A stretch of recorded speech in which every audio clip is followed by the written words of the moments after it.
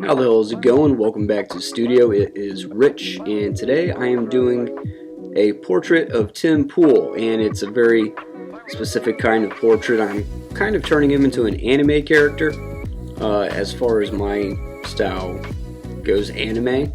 So if you are into comic books, anime, manga, and the process of all that artwork, go ahead and subscribe to my channel, like this video, ring the bell for notifications. Let's get into it.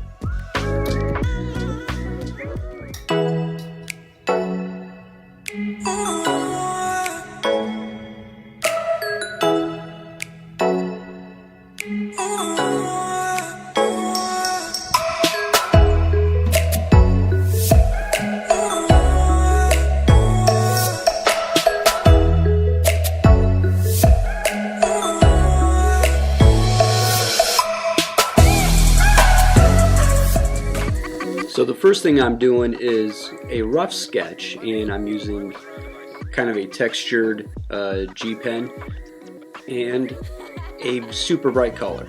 Don't know why, I just gave it a certain energy and I like the way it looked. Sometimes, you know, in traditional media they'll use like a blue pencil for the rough lines or the under sketch, and that was usually just so it couldn't be seen when scanned and it's super light. But with digital, you don't even have to do it in a separate color. You can just do it on one layer and then drop the opacity so you can see it on the next layer that you're drawing on over that. But I'm trying to get his likeness. You got to get the beanie, and I wanted to get his likeness, but in an anime, exaggerated kind of fashion that I like to do. And one of the main things I thought of was his beard. It's kind of patchy. I don't know, it's not super thick and full. You know, he's not, you know, a lumberjack or ZZ Top, but he does have this beard, and it's kind of thin on the sides, and it's thicker in other parts. So that's really what I wanted to capture, and the shape of his face, eyes, the beanie. So, and now I go into the pencil, the Sucreme pencil. And for those of you that don't know, I'm using Clip Studio Paint. And the pencil gives a just beautiful texture and really makes it look traditional. I love this thing. I want to give him, you know, those anime eyes. I friggin' love anime eyes. And it looks so much better when I take away the colors there. I gotta make the beard look realistic, so you have kind of like stray hairs all over the place. You know, it's not a clean, trimmed up beard. He's not Tony Stark. He is a rough and rugged journalist. So, I love Tim Pool, by the way. I watch him on YouTube, obviously, but I'm a member of timcast.com, his personal website. All kinds of uncensored conversations, honest and truthful conversations about everything, politics, media, and it's incredible stuff.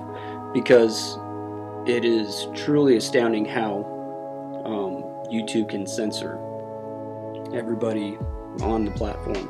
So when you get these guys, you know, in an uncensored room, it's not just cursing that happens. You legitimately aren't allowed to talk about certain things on this platform. And that's why I subscribe to timcast.com. $10 a month, and they have like just amazing conversations all the time.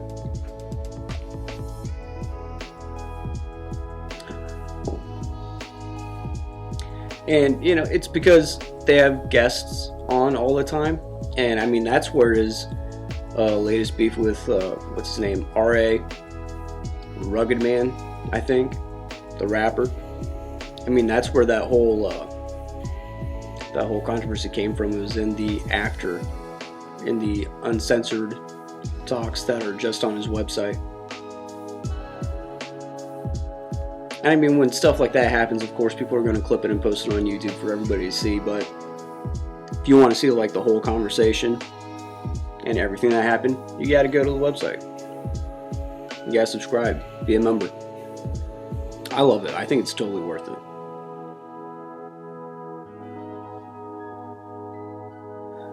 So this is me. I kind of figured out my style and my process. I do an under sketch, then I do the basic line sketch with these pencil brushes, and then I create shading on another layer, and then I go and I do white highlights with also the pencil brush, but in white, and it gives it this great texture, roughness. I love it. I think it blends all right with my kind of anime style. So my kind of anime comic book style. It's a hard thing to classify what this is because the lines blur together, I think, so much now. Especially because manga really is just comics. That's all it is. It's comic. It's Japanese for comics. So I guess you can just say I take that Japanese influence and apply it to my American comic book influence. And here's the thing, digital allows for so much editing and changes that you can really get lost in the weeds and just be trying stuff all day long. And you really just have to commit to something and go with it. So I try to limit how much I change and do things.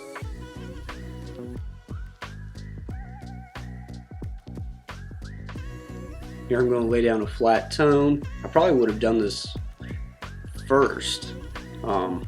Maybe not this purple, but if you follow me and subscribe to my channel, you've seen me do this before. I usually start with like a light gray tone, and then I start drawing, and then I don't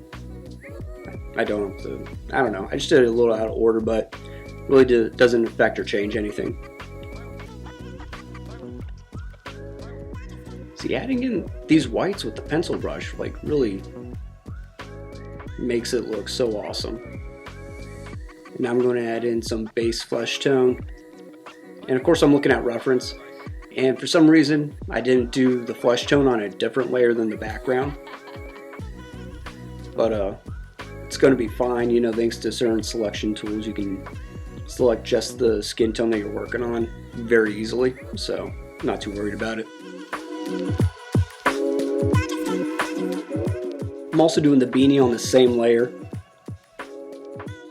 Kind of a mistake, but also, you know, thanks to it being digital, doesn't really matter too much. I also try to keep my style, you know, as close to traditional as possible. And traditionally, you know, it would all just be on the same paper, so you gotta add in some reds around the lips, because of course the lips are a little redder or pinker than the rest of the face. You know, cheeks and the nose and the ears tend to be a little redder. That's where blood kind of pools up, and you can see that. Try to add some shadow under the eyes. I was going for like kind of a purplish kind of tone, but I don't think that was too successful. I'm pretty sure I changed that. Gotta lighten up the eyes, and that wasn't light enough. I'm gonna actually make those white, but and opened up the mouth just to stay true to the reference that I was looking at. But I'm not sure. I mean, it looks good. It looks fine. I'm kind of wishing that I kept it closed. I had to look at reference. I can't tell if he has hazel eyes or green eyes, but I kind of make them greenish brown. Although my tablet colors are slightly off from my monitor, so it's hard to do sometimes. Like whatever it looks like on my tablet, it looks like slightly off on a monitor. And I'm kind of wondering, like, what does everybody else see? Which one's right? So I add some shadow, some flat tones. It's usually I don't do in my process, but I felt like I had to do this, make it harsher right there. We'll beef up some shadows using a different pencil. I really enjoy this. I forgot how much I really enjoy doing portraits and likenesses. This is really fun. And again, because I'm such a big fan of Tim Pool and his podcast, I've gotten so much good information from him and his shows that, you know, totally worth the $10 every month. And here I am paying for that beanie being on the same layer as everything else. But like I said, the selection tools in Clip are very good. I desaturate that so the whole thing looks a little less like clown vomit. Here we go. I'm just going to add timcast.com here. I love the text editing ability in Clip as well. It is super good. Oh, and the word balloons make it so easy. Gotta choose the right colors though. Add that around, and then you choose the balloon pen and you can add in the tail, and it just kind of adds it like that. Like, wow. Wow. It makes everything so much easier. Digital is like a huge cheat. Like, there's no need to learn anything the old school ways anymore. Just so easy.